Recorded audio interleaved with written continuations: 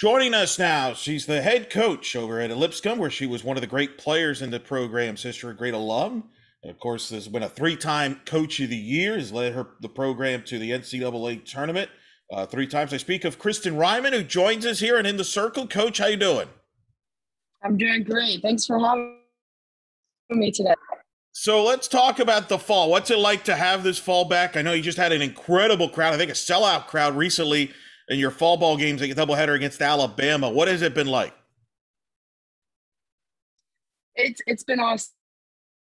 I mean, after what everybody's been through over the last year and a half or so, I think we're all just excited to have fans back in the stands, be able to play some outside opponents for fall, which we didn't get to do last year. So, I think we're just trying to enjoy the moment and take advantage of the opportunities to see our team take the field against someone other than ourselves. I think that's what everybody looks forward to in the fall. Yeah, I get a sense this year that this is the most excited people have been about fall ball. Coaches are excited, players are excited, the fans are excited. More people are turning out for fall ball games. Games are being streamed and things like that. Do you get a sense of that? That I think people appreciate the fall softball more than they did, say, in the past because of not having it, or at least being affected last year?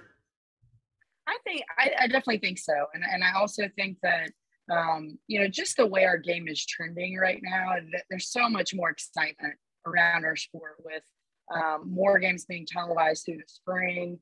More people are being exposed to softball at the collegiate level. And I think that it just has created a buzz and excitement. And so I do think there's a little bit of excitement. Just we're back on the field for fall games, which we weren't last year.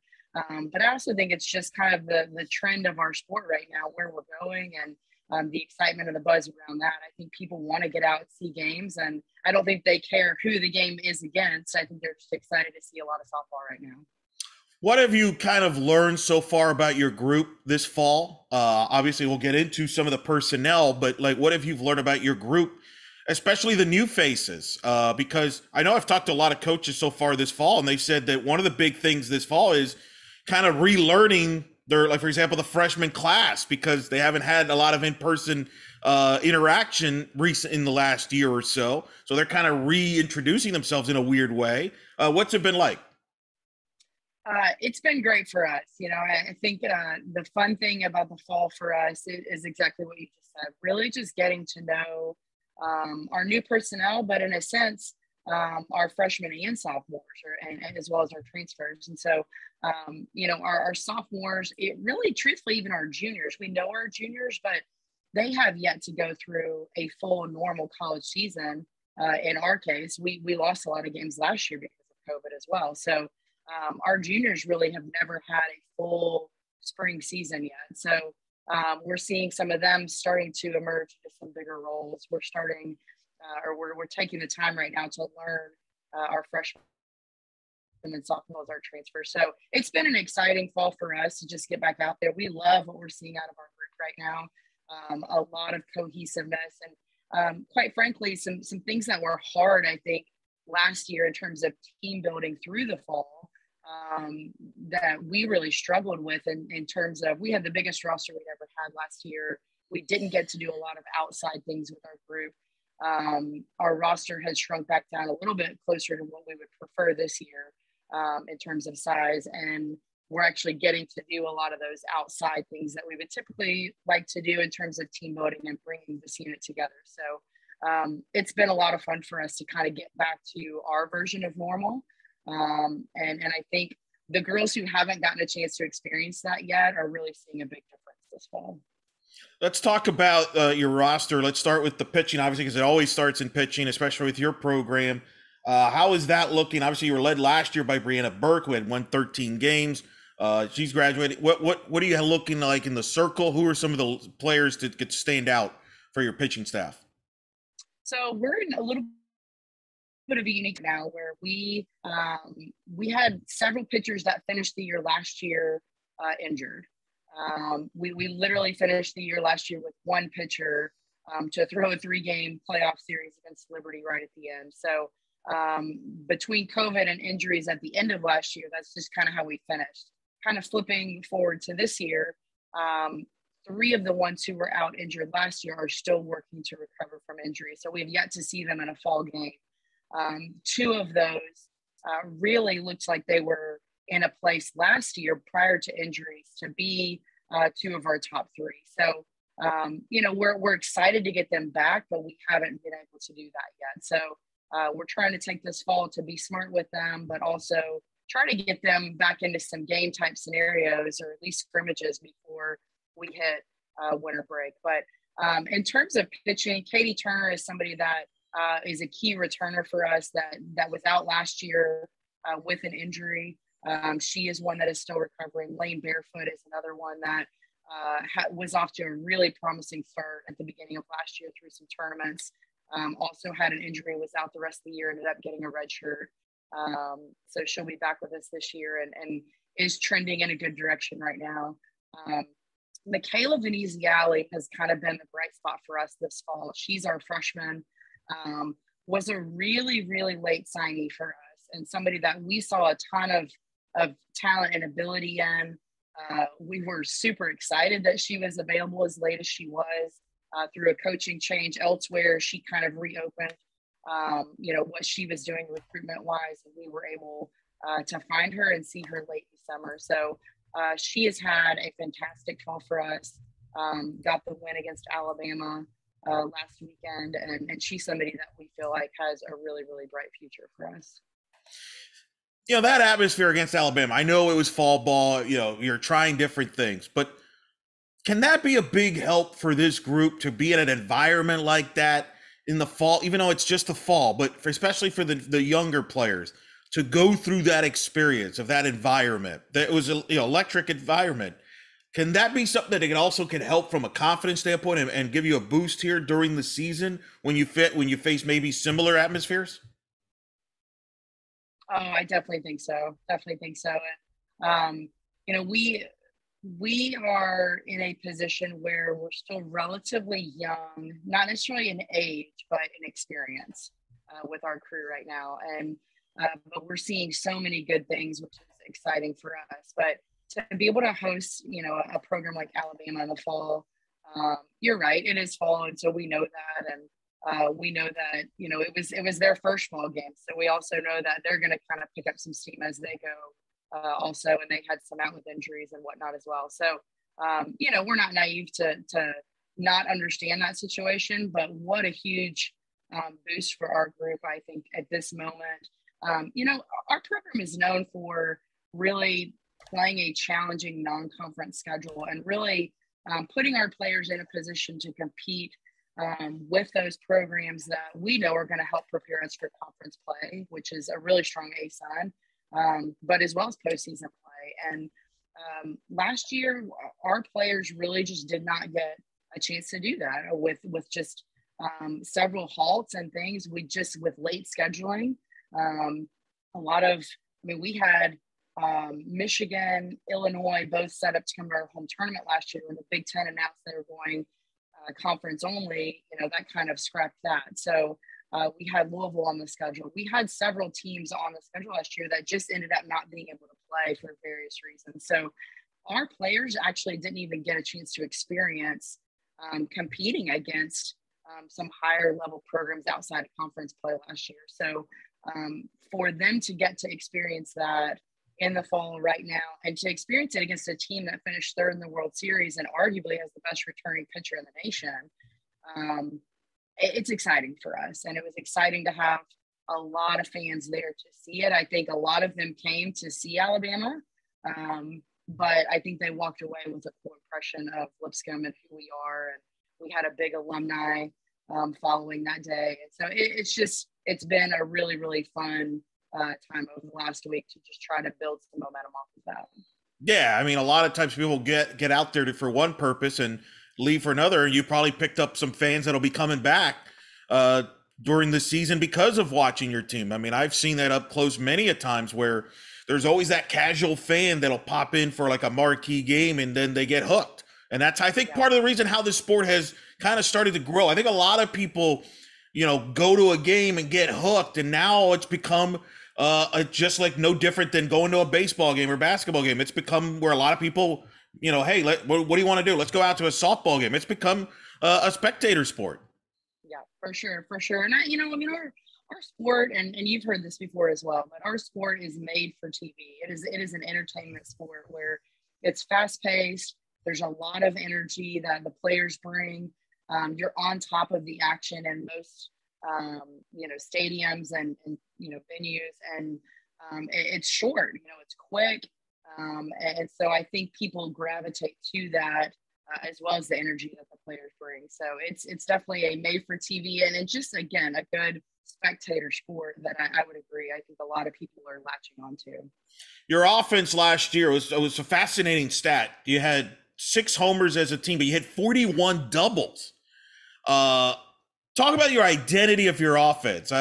Is that something you want to see a little bit? Was that kind of an outlier? What is the identity of offense? Would people see a Lipscomb offense? What would people see?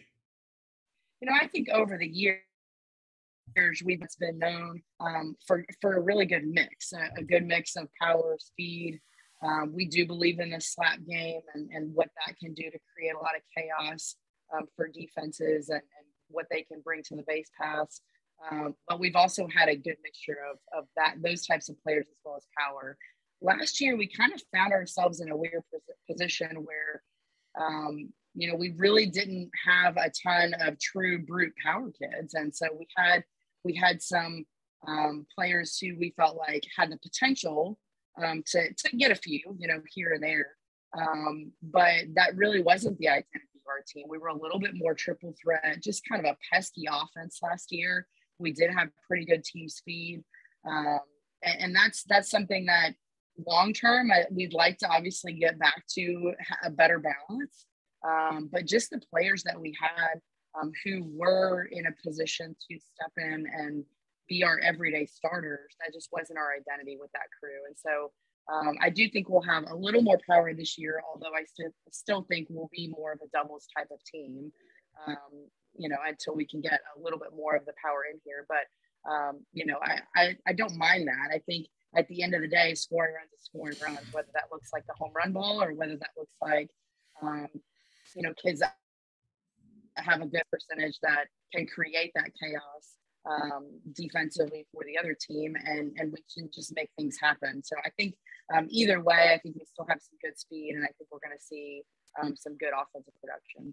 Yeah, I mean, you were led by Amy Vitula, who hit 333, 18 steals, 40 runs scored, 40 hits, 25 runs scored. Talk about her, and then talk about some of the other players that stands out on the offensive end. Yeah, so I mean, Amy's kind of been our table setter the last couple of years, and when she came in as a freshman, she was somebody who was so versatile, who actually was more of a middle infielder by nature, and it found herself more in the outfield just because of how good our team was that year and how strong our middles were. I mean, we had some veteran middle infielders that year, and so she ended up competing a little bit more in the outfield, and had a really great freshman year for us. And her role has just gotten bigger and bigger every year, but she'll continue to be a table setter for us. Has really worked hard on hitting away as well. She's more of a slapper by nature, but has worked really hard on hitting away and, having that as an option to go to, I think is going to continue to make her even more dynamic. But, outside of Amy, Presley Liebrick is one who, with a COVID year, she still has 3 years ahead of her, and somebody who from day one has been a big impact for us offensively. And I think her numbers are just going to continue to climb, but just really, really polished offensively, both in terms of slapping and hitting. She's another one who's shifting a little bit more from a pure slapper who could hit to someone who's, I think, going to be more of a hitter who can occasionally slap. So I would look for her. She hit in the 2 spot for us most of last year. I think the long-term goal for her is to be in a little bit more of a 3, because I think she brings some good athleticism and speed there. So I think she'll be another one that'll be key for us. Macy Kinconan was a transfer for us that came in this year from Oklahoma State, and just brings another one of those pesky offensive players who is more of a hitter. Kind of looks like she could be a slapper because she's a little bit smaller, and she does run well, but she's more of a hitter and has a lot of power punch, but I think is going to be more of a doubles type of kid. And but somebody who has already started bringing some consistency to our lineup. I think we could see her up near the top part of the order. She's somebody who I think has a really good eye at the plate, and could see her in even like a 2 spot in the order. Because of that reason, just able to get on base. Camry Rich is probably our top returning power. She was last year as well, but she's somebody who is probably our best home run hitter. See my little guy sneaking in here. She's had a fantastic fall in terms of just both average as well as power. I think she will continue to be somebody who's up near the top of the order as well. So Caitlin Belding has really emerged a lot more this fall. We knew she had a ton of ability, but she's someone who has had a really good fall, and is somebody that I think can provide a little bit more of that power punch to help Camry out in the middle of the order, showing more consistency than she did last year as a freshman, but somebody who kind of was recovering from an off-season surgery, but so far this fall has done a really, really great job of helping fill the middle. So, offensively, I do like what we have in that top part of the order, or who seems to be emerging in some of those roles. I really think the key to our lineup is going to be kind of that lower middle to bottom, and that's where we seemed to struggle last year at times, where some of it, I think we just had trouble getting into a rhythm. We did have several halts. We had players in and out. We had practice sometimes with 8 players. I mean, it was just a frustrating year all the way around. And I think some teams thrived in COVID, and unfortunately we did not. And so, I think we're looking forward to getting back to a full normal schedule. But I think we'll see in turn some of those players who really struggled to get into a rhythm last year, who were younger and had not been in some bigger roles. I think we'll see them emerge a little bit more this year.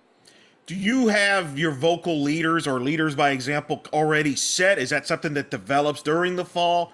Who are some of the leaders that you think stands out from this roster? We try to allow some of that to happen naturally through the fall, and we ask a lot of our older girls, but at the end of the day, they're not all going to be naturally vocal, and so that's okay. But that's where I think we look to those players to lead in different ways. But in terms of what we've seen so far this fall, I think Jessie Brown has really stepped up and been a key leader for us this fall.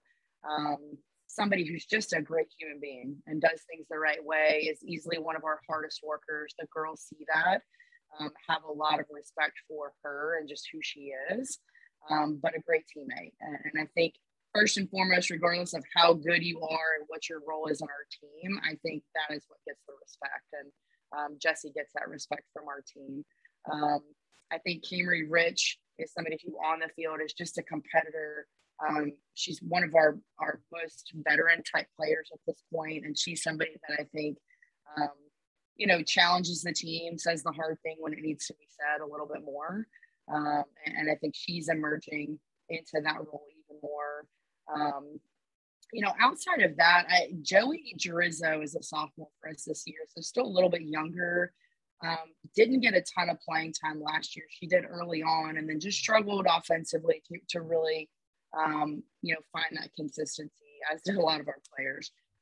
Joey's somebody we see a ton in her future, and she's somebody that, again, doesn't necessarily have to say a whole lot right now. She's not really in that role, but probably our strongest kid physically in the weight room and in conditioning. She really shines and leads there. But on the field, she's just another one of those players that I think everybody respects because of how she just goes about her business. She doesn't have to say a whole lot right now, because she shows it, and her actions prove what she's all about. And I think she's a great representative of our program.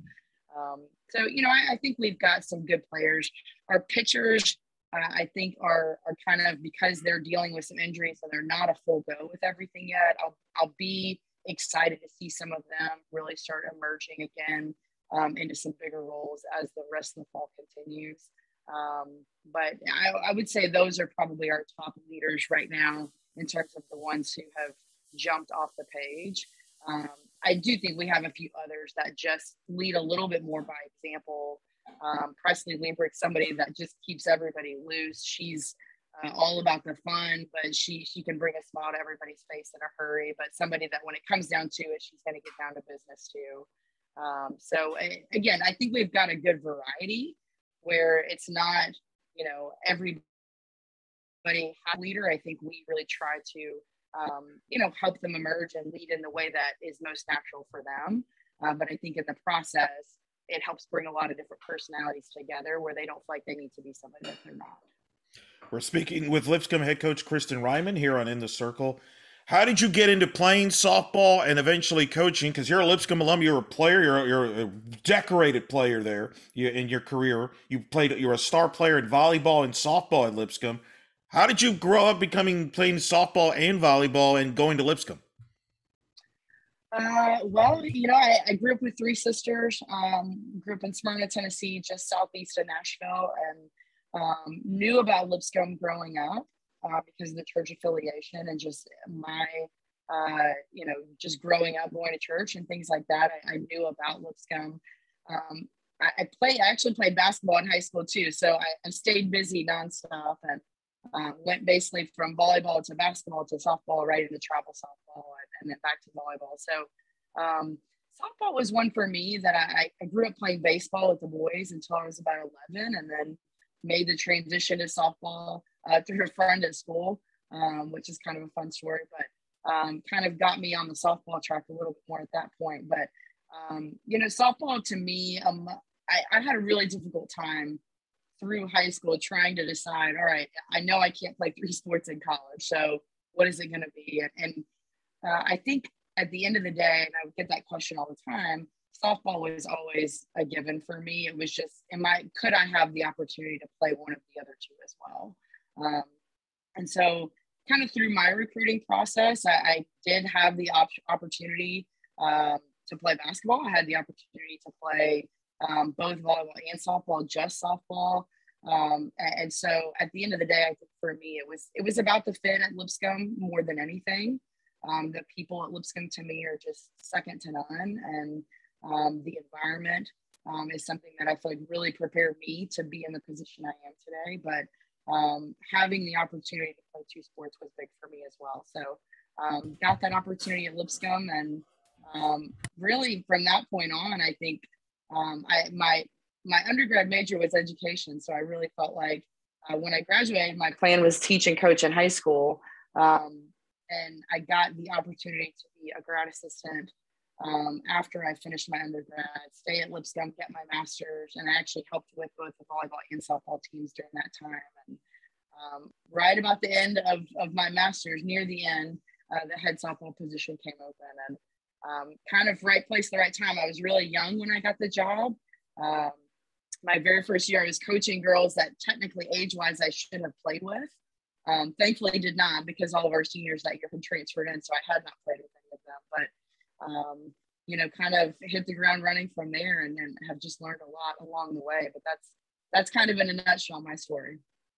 That's incredible. Like, have you ever wondered, like, what if you would have maybe gone into volleyball coaching? I mean, you could have gone that option, or basketball. Like, why, softball? It's just kind of wild that it ended up going in that direction. Yeah, I do at times wonder. Our head volleyball coach currently was the head coach my senior year.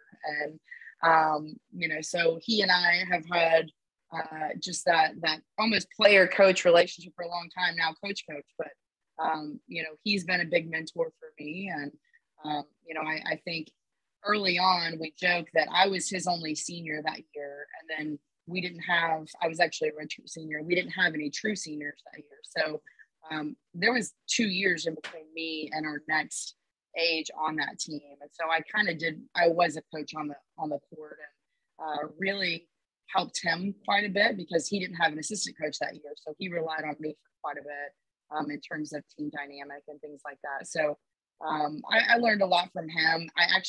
He had thought about the idea of trying to bring me on until the head softball job opened up. So there was that chance that could have happened.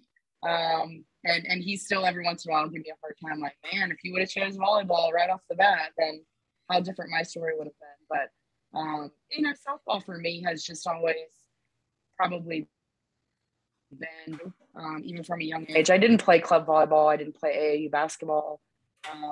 It was always the travel softball for me. And so I just felt like I had always devoted so much more to that sport, that it had a piece of me. And so I have felt like all along that was a sport I felt like I knew the best, and just had the biggest future. And so, did playing volleyball and basketball make you a better softball player? Because I've had coaches tell me that players they like having to recruit athletes that play multiple sports because they're very versatile. They become more competitive people. They don't burn out to a specific sport.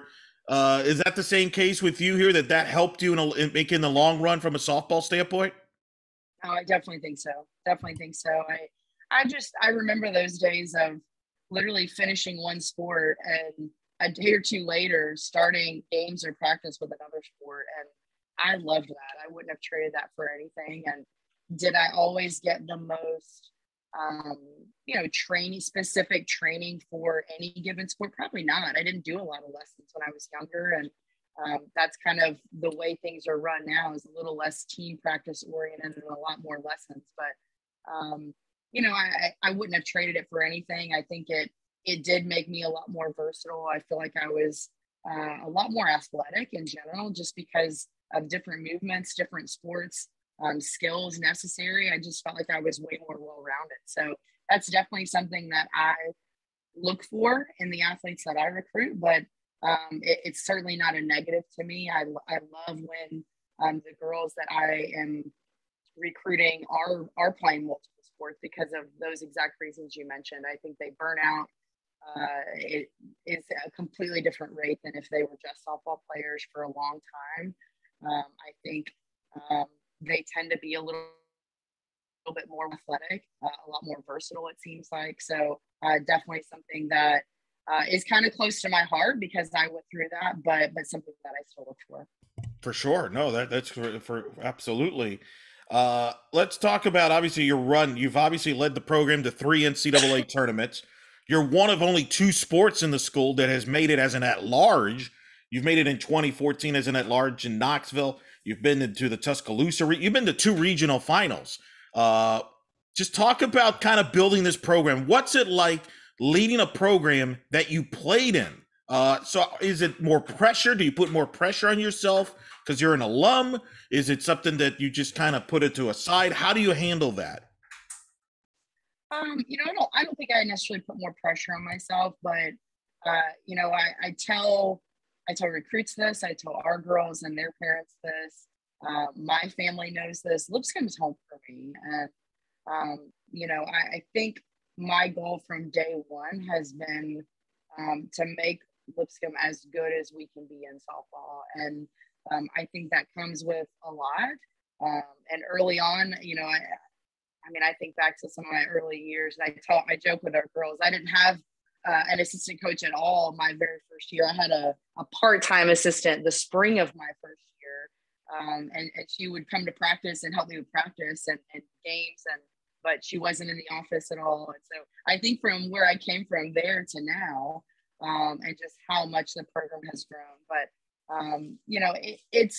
it gives me a cool feeling knowing where we were right after that transition from NAI to Division I years ago. That was when I was a player, to when I got the job to now. Just a night and day difference, and that makes me feel good that we have done a lot of cool things. But I think at the end of the day, I want our players to leave and be better people, and I want them to grow up while they're here with us. And if they're doing and they're graduating and they're going off into the real world and are good human beings, and we've put a good product on the field, to me that's a win all the way around. And so pressure, I don't think I feel that. I think it's more of excitement for me to we had a lot of awards come back for that Alabama game last weekend, and some that come back often, some that haven't been back in a while. And it was just neat to hear them talk about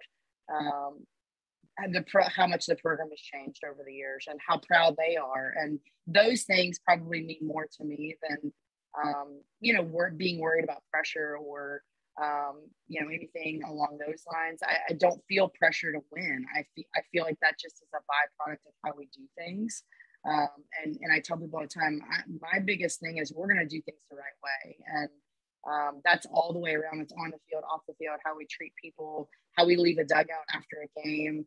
We're just going to do things the right way. And I think the byproduct of that over the years has been we've attracted a lot of really good players, and we've been able to put a really good product on the field and find a way to win. And I think that's a credit to our players and our staff over the years, as much as it is anything that I've done. As a player, you were a 300 hitter, 187 hits. You played shortstop, center field. I'm curious, describe the type of player that you were, for those that didn't get to see you play, and how are you different from a player to a coach? How is Kristin Ryman, the player, different from Kristin Ryman, the coach? Cool. I would say as a player, I was gritty. I was that nerd who loved practice, and I don't know that a lot of people love practice. I loved practice, and I was kind of the nerd that would ask my coach to hit balls where I had to dive. I just loved to be the one making the plays. I was very defensive minded as a player, but did typically hit up near the top part of the order, and I loved being a leadoff. I was a leadoff most of my career, but I loved being a leadoff and being in that role to help set the table and be the first glimpse of our offense that an opponent got to see, and trying to just get on base. I like to run the bases. I was aggressive minded there. But I would just say, I was that gritty kind of player that just gave a lot of effort. Looking at our team now, I don't know that I always would have been the most talented in terms of just pure talent, but I would outwork people. And I think that's something that would set me apart at that time. I think now how that translates to me as a coach, I think in some ways it's still similar. I think I coach my players. I want those gritty type of players on the field. I coach the details a lot. The details always matter to me as a player, and so I coach the details a lot. We're going to keep our standards high. I'm not a yeller and a screamer kind of coach. I think I'm somebody who's pretty low key, but at the same time, I think our team knows that where my standards are, and I think they know, what the expectation is there. And but I think there is some correlation there to me as a player, me as a coach, but I'm probably a little milder now than maybe I was back then.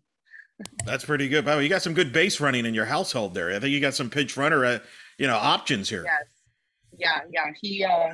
He has trouble leaving me alone at times. He likes to sneak in the camera. But it's funny because people have told me when they play your team, they feel like your teams, when they've been like a family type of a environment. Is that accurate as far as that bond, that closeness, not only with your players but your staffs and your teams, and when you've been obviously the success? Is that a fair assessment of what you like to have around your program? No doubt. I think that is something that I think we don't have to talk about as much, because I think that's just who we are. And I would say that's Lipscomb as a whole. I mean, I think people that are on our campus feel just the family environment across campus. I think we as coaches feel that, and athletes within our athletic department, how supportive teams are of each other, how supportive coaches are of each other. I joke, all of our coaches' offices are down the same hallway with our administrators. So it's easy access to everybody, but it's also super easy to pop your head in another coach's office and congratulate them on the weekend before, get some advice on something. And so I think that culture is kind of breeded really from the highest levels at Lipscomb, all the way down. But, I think just very naturally, that's who we are and what we want in our program. And I think a lot of that is, just how we try to create that team dynamic from the get-go. But it's things we do, it's how we are towards each other. I think it's how our staff treats our players. We're always going to treat them as human beings first. And, that's just what I believe. I don't believe in you're here to do a job for me and either you do it or you don't do it and you move on. It's way deeper than that for me. And I know some coaches feel like they need to probably operate that way with the stress of keeping a job and winning and things like that. I think it's reverse. I think the winning comes from doing things the right way and treating people the right way. And so that's who I am at my core. That's how I grew up. That's my family. But I think if there's anything that I hope has kind of exuded itself into my program, it's exactly what you're saying, that family feel, and us truly, and not being afraid to give each other a hug, not being afraid of, being vulnerable at times with each other, because I think that's what really draws people together and develops that respect at the bottom level. Let's talk about your coaching staff, kind of and their roles on this program and your vision when you obviously have brought them in. Talk about your staff and what they bring to the table. Yeah, so Laura Dukes is somebody who she spent her first year with us last year. Laura is familiar with our program. She actually played at Middle Tennessee State for 3 years, graduated early. And was ready to start a master's, and Lipscomb had some master's programs that really appealed to her. And so she ended up transferring to Lipscomb for her senior year, and then stayed on a year as a grad assistant while she finished her master's up. And so she's been in our program before. She played under me. She's been a grad assistant with us on my staff before. And then she kind of got into the coaching world and kind of got her feet wet at a few other places and has kind of found her way back to Lipscomb, and somebody that I've kind of kept my eye on from the moment she left our program and started getting some experience elsewhere. She's somebody that I think is a lot like me, where she believes in doing things the right way, treating people the right way. She truly, truly cares for our players and is always checking up on them, and somebody that's just attention to detail is spot on with what we want. And so she's somebody I just, from day one, I knew when that position opened, she was the one I wanted to go after, because not only familiarity, but I think just knowing that she already knows how we do things here. And I know that she is going to treat our players and do everything in our program the way that I would want, because she's already experienced that and believes in that as well. So she was a no-brainer for me, and she's just done an outstanding job since she's been back, really taken on even more this year for us, now that she's kind of got her feet wet again with being back for a year, and somebody that I think has a huge coaching future ahead of her. Ken Hunt works with our pitchers and really has a unique background where had played men's fast pitch, knows a lot of people through that route of the game. So he brings a different perspective, which I don't think is a bad thing. I think that's kind of a unique, cool thing that he brings. And so his background is just different. He's spent time in the private sector. He's been a business owner. He's worked at the high school level, the college level, the travel ball. I mean, he's literally been at every level. And so he just brings a lot of different perspective, which I think is good. And so you talk about another one who's just a great human being, somebody who genuinely cares about our players and is constantly just looking for ways to make them better. That's Ken. And so, the three of us together, I think it's a good trio where, we all handle things maybe a little bit differently at times, but I'm really big on us being able to kind of recognize who's going to connect best with any certain player. And if it's Laura, then I'm going to let Laura handle certain things with a certain player. I want us to coach to our strengths as well. That doesn't mean I don't want us to grow and be uncomfortable at times taking on new things. I think that's important as well, especially in an assistant's role when you're trying to learn. But you know, they've both done a great job for us, and our two, again, back to the people thing, two people that I think really represent what who we are and what we're trying to do here at Lipscomb. Are you, with your style, do you like to just have each coach have a specific role? Like I know some staffs like to have, hey, you're running the offense, you're running the defense, or you're running the pitching staff. Or do you like to mix it around? Do you like to be hands-on on everything? Or what's your style like? So we will kind of divvy some things up. I would say, you know, Ken does the pitching. Laura actually has some experience with pitching at a previous school she was at where she just had to take on a little extra responsibility. So she does have experience there as well. But right now she's just kind of serving as an extra set of eyes. And in terms of actual bullpen workouts, we leave that more up to Ken. Ken calls pitches in games. He's the one interacting with our pitchers by far the most. I would say after that, Laura and I kind of tag team on some of the other stuff. So she more often will run more of the outfield stuff when we split up defensively. I will tend to run more of the infield. She will do more of the catching. She was a catcher. So I've kind of given her free rein to work with them. Offensively, you know, she and I have tag teamed a lot over the last couple of years. I really have turned over a good amount of that to her a little bit more so this year.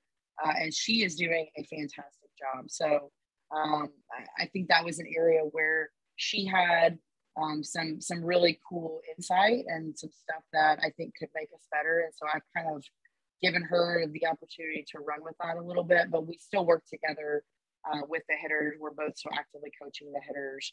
You know, and then again, Ken mostly works with pitchers, but he also, even as a men's fast pitch player, played other positions and really has a heart also for the game as a whole. So, you know, in game, we're constantly, you know, bouncing things off of each other. And, you know, I'm big on, we're going to make some decisions, you know, a lot of decisions as a staff. If I feel extremely convicted in game, I might just go with something, but more often than not, we're discussing moves that we make and always discussing lineups and things like that. But we do kind of divvy up responsibilities a little bit. You know, my thing is I want to give some responsibility and I want to let people run with it. Let's talk about the A-Sun coming off a two-bid league. He's got 3 new members coming in this year in Eastern Kentucky, Jacksonville State, Central Arkansas. Austin Peay's coming the following year. What's been your thoughts on the A-Sun? Because I've talked to a lot of coaches in the league, and they've told me that you've been one of the leaders as far as the coaches, as far as being, hey, you know, play a tough non-conference schedule. Let's kind of, you know, take care of each other and make sure, you know, our league is better. And let's, you know, with that chip on the shoulder, we haven't gotten that national respect. What's been your thoughts coming off a 2-bid league with Kennesaw getting in with Liberty and then the new members coming in? You know, I think our league is outstanding right now. And I think we're really right now in this moment in a position to do some really cool things. And I think the addition of the new teams that we have added, I think are all really, really strong programs and programs that are in a good position right now. Programs that if you look 5-10 years ago, maybe they were, maybe they weren't. But right now, as they're moving into our conference, they're in a good position. And so I think they will challenge right away, which I think is only going to make us stronger. So I have been a big proponent among coaches of just really trying to make sure that as a league, we are making good decisions and that we are, you know, we all have to think about our own programs. But I think if we're not thinking about the A-Sun as a whole, we're missing the boat in terms of trying to take the next step forward as a league. I don't think that happens individually by, you know, just different programs trying to be as good as they can be. I think it's got to be kind of a joint effort and an understanding in how we're trying to schedule and being able to get some big wins as a league. You know, if Liberty goes out and gets a big win, they got a big win over Notre Dame early in the year last year and had several the year before as well. that's good for the league. We're rooting them on, pre-conference, because we need the conference to do well in those games. So, and that's an example. But I think across the board, we've had a lot of teams get a lot of big wins over, especially recent years. And I think it only makes us better. But we do schedule. I think there's a lot more coaches now starting to also understand that, wins are wins, but at the end of the day, if you're not preparing your team for the ASUN, then that you could go, 20-5 in non-conference play and hit conference play and just completely tank. So our league is that good right now where, I make comparisons to some other strong mid-major conferences out there. I don't think that ASUN is a league where the top half is really strong and then there's the bottom half. And I do think there's some out there where the top is really good, but then you hit a certain point in the standings where it's like the bottom's just not good, or there's just a big drop off. I don't think there's that in our league. I think we have a couple maybe at the bottom that are trying to get better and better, but on the whole, there's not really a top half, bottom half. There's a nearly the whole conference can beat anybody on any given day legitimately. And so I think that is what really drives us with our non-conference schedule is, one, we want to make sure that our girls are getting that experience and getting that opportunity to knock off the big team. And we know we can compete, and so why not? But at the same time, I think it's preparing ourselves for what we're going to see in conference play, which is really, really good, and preparing ourselves for the postseason when we're going to hopefully be in a regional and it's a whole different ballgame at that point. So we want our girls to see what that's like prior to getting to that point. The league's going into 2 divisions. Kind of your thoughts overall on the outlook for the league moving now, coming into this year. I know you were kind of forced into 2 divisions last year because of the limited scheduling and things like that. But what's the outlook for 2022 as far as the league going into divisions and the conference tournament and the scheduling? I think it'll be interesting. I think, like you said, last year we were kind of forced into that with COVID stuff and budgeting and trying to help everybody out a little bit. With the addition of the new teams, it probably does make sense to split into 2 divisions. So we will play everyone in our side of the division or in our division, and then we'll play half of the other division. And so the teams that we don't play will rotate every year like some other leagues do. So it will be a little bit unbalanced scheduling every year. But, the way it's split up, I think both sides are going to have some really, really strong teams. I don't foresee one side being extremely dominant compared to the other side. I think there's going to be really great teams on both sides. So, I'm curious to see how it goes this year. We also expanded our tournament from 6 teams to 8, and I think that's going to be, a cool thing as well. I think because our league is going to be so deep, in my opinion, I think that was a smart move to make, because I do think, the 7th or 8th best team can compete with a 3, a 2, potentially even a 1 at times. So, I think that was a smart move to make. But at the end of the day, I'm excited. I think the new teams that are in are going to be really great additions. But I'm excited to kind of see how the divisional play goes this year and kind of what we can take from it and how we can keep making it better as we move forward. Do you feel now the league is in a position to be consistently a multiple bid league, be a top 6, top 7 RPI conference in the sport? Because I know in talking to coaches, they have a chip on the shoulder. They don't feel they get the respect. But until they saw that Kennesaw got in as an at-large, they thought that was a positive movement. After previous years where, look, you've had teams that you thought maybe should have been in that didn't get in. I think of Florida Gulf Coast a couple years ago that didn't get in, and things like that. Do you feel now that's finally starting to turn on a positive direction for the league, or do you still think there's some hurdles there? No, I think it's a big positive turn. I think, again, to me, when there's not a ton of drop off in your league, you might beat each other up a little bit in the regular season, but I think no one's RPI is taking major hits when your league is that good, as a whole. So I think that's only going to benefit us bringing in the teams that we are. Um, I think it's going to be a dogfight every single weekend. But I do think our league is in a position, and I think we've been trending that direction for quite a while now. 2014 even, we got 3 teams in, and a lot of people don't realize that or remember that. But USC, Upstate, Stetson, and us all got in, and 2 of those were obviously at large. So, to me, our league is in a position to do what, I think the American, Sun Belt, last year got 4 teams in. I think our league, I don't know if we're ready for 4, but I do think our league is in a position where we're not going to hurt ourselves RPI wise within league play. And so I think at that point, it's just, can we all be scheduling non-conference wise good enough to pick up some good wins there and to not lose any, take those really bad losses and position ourselves where once we get into league play, there's not a ton of drop off in RPIs at that point. I think we give ourselves the shot. And so, I definitely think that we're trending in the direction of getting multiple teams in yearly. But I also think, again, back to your point, I think we have been snubbed at times. And I think that's the direction we have been moving. I think now maybe the door is just more wide open than it's ever been. It's a great point you bring up about 2014. I knew that Stetson team well. That Meredith Owen was a fantastic player. She's about to get inducted into the school's Hall of Fame over there this spring.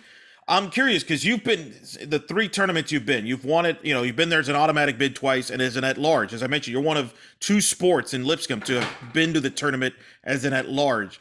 Describe the emotions, like for example in 2014, going into selection night, not knowing if you're in or not, versus getting in, for example, in 2010. Where you knew you were in. What was that process like comparing those deals? Because I would imagine 14 had to be. Was it stressful? Going into that selection show. What was that? What are those experiences like? Definitely stressful. I think obviously when you're in, there's the excitement of you just won a championship too, and so you're on that high. You're in. Then it's just the excitement of where are we going to go. But you can rest easy a little bit, kind of knowing you're for sure in. I think, in 2014, totally different where we felt like we had done enough, but you really never know. And again, you mentioned Florida Gulf Coast a couple of years ago.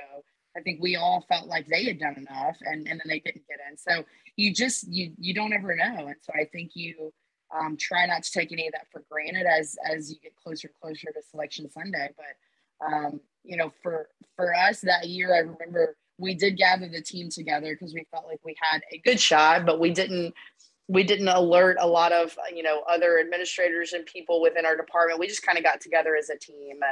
And, we knew if it didn't happen, we'd be together as a team to be able to still be together in that moment. But we also felt good and felt like there was a good chance we could go. So, you're on eggshells the whole time. And there's always, certain hosts, you're always kind of sitting there thinking, all right, well, this could be one where they could send us, or, we're close enough within range. Maybe we would be a 3 seed here or whatever. And, so that year, again, we felt like we had done enough, but it is a little bit more nerve wracking to sit and not know. And I joke, our girls that year, after they announced us, we go berserk, have our moment. Number one, we had a really large group of seniors that year, so it was super, super cool to see them get to finish their careers that way, and just so well deserved and just a neat moment. But we that after the fact, they were all asking me, hey, did you know that we were getting in? You had to have known. You wouldn't have gathered us together if you didn't know, right? And I was like, that's not how this works, unfortunately. Like, I had no idea. We were just taking a chance that it was probably going to happen. So, definitely more nerve wracking when it happens that way, but all the more enjoyable still. All right. And 3 bids that year. And I remember that year, I felt like you should get 3 bids, but wasn't sure if you would get the 3 bids. So hopefully you have more of these where you have 2, 3 bids now. I think moving forward, I think the league's headed in a great direction in that side of things. Last thing for you, as you continue now here in the fall and get set for the season, what are going to be some of the keys for this team to compete for the ASUN championship and try to get to the NCAA? What are some of the internal keys here for your team to accomplish your internal goals? I think the first one that stands out to me, and it's the situation we're in right now is pitching. I think I'm a big believer that it all starts in the circle, and I think that we are, we've spent the majority of the fall up to this point really down our pitchers, and it's been tough for our team at times because we've wanted to scrimmage, even just inter squad more, and we can't really do it because we're putting it all in the same couple pitchers every single time we do it. So, I think that's going to be a big question mark is our pitching staff, and can we get those girls healthy into a place where they have been before, where we know, what they can bring to the table, and we feel a little bit more solidified there. The talent is there. I think it's just, are they going to be healthy and be in a position to really do what we know they can do? After that, I think it's, we talked about the offense earlier, that there wasn't the big power punch last year. I think this year, again, not looking for this, I don't want us to try to be somebody that we're not. And so that may be the case again this year, but I will say already this fall, we've seen a little bit more power punch than we thought we might see. So we've got some girls starting to turn the corner. And I think that's the big thing for us is the girls who are juniors who maybe haven't gotten a ton of playing time or ton of experience over the last couple of years, girls who are sophomores, jumping into bigger roles this year. I think if we can get some key players to turn the corner this year, and step into some bigger, more productive roles, I think this team can take off. I think the team chemistry is there. I told them the other day at the end of practice, I said, I don't say this every year to every team, but there's something special going on with this group right now. And you could just see them all light up because they know and they feel that too. But I think it's, that's an area where I'm not worried about, which is exciting, and comforting as a coach. But I think it's just, can we stay healthy is probably the biggest thing. And I think the biggest piece of that is our pitching staff. Well, Coach, we look for that health, and we certainly we're excited to see your park packed for the Alabama game, even in the fall. We're excited to see your team in the season. In the meantime, good luck. Congrats so far on the success you've had as a player, as a coach to this point, and we wish you for more. And appreciate you taking the time. We've wanted to have you on for a while. We've been fans from afar, so we're definitely have you back on soon. But in the meantime, good luck this season, and we'll talk soon. Yeah, thank you so much. I've enjoyed sharing and would love to be back on at some point here soon.